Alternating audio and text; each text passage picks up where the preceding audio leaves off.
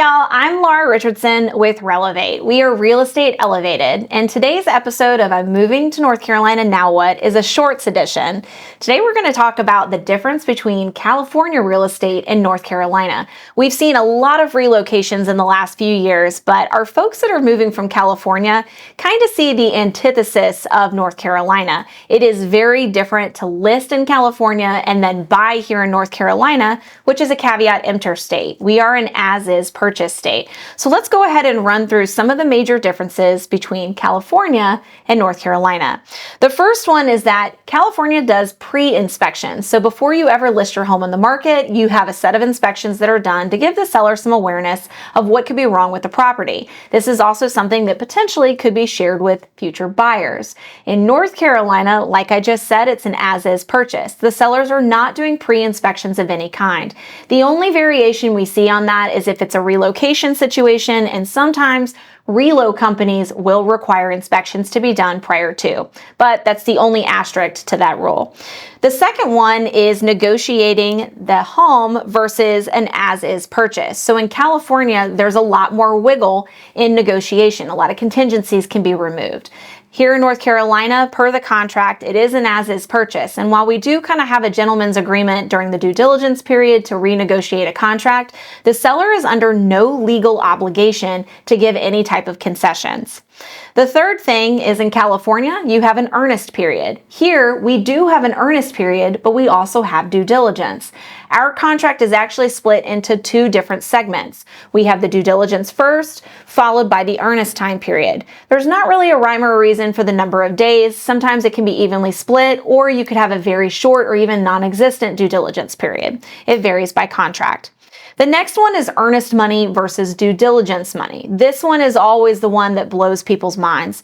So in California, you're going to have earnest money. It's going to be held in a trust account by an attorney.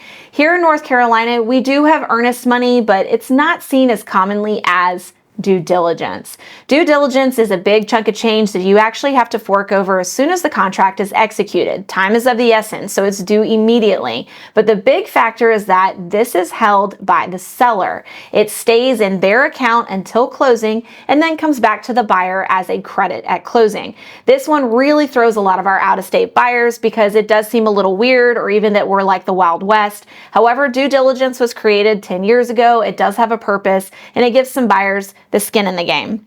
The next one is in California, you typically have a separate title company and closing attorney that you speak and schedule with. Here we do have a title company, but your closing attorney is more like a one-stop shop. They deal with title insurance and all of that good stuff, so it's not quite as separated as our California partners. Also, something else that's really big is that here in North Carolina, we are not allowed to modify the contract, meaning I can't create a little special phrase I want to add in there and actually write it into the contract. I am not an attorney. I do not hold a legal license, and I am not able to amend that contract by writing things in. We do have amendments, but that's a little different. They are attorney drafted. In some states, you actually are allowed as a real estate professional to modify the contract. So keep that in mind when you ask your agent here to do those types of things. It may not be within their legal purview. Another thing is the average closing time period. California tends to be on the longer side. 45 days is kind of the average, where here in North Carolina, 30 days is the average, and sometimes can even be viewed as a little bit long. So be prepared for a quicker timeline, and if you're buying and selling, you want to make sure that those match up. And then another big one is on appliances that convey. So in California, you can actually check a couple of boxes, write some things in that you expect to convey with the home. That includes things like a stove or a microwave or even a dishwasher.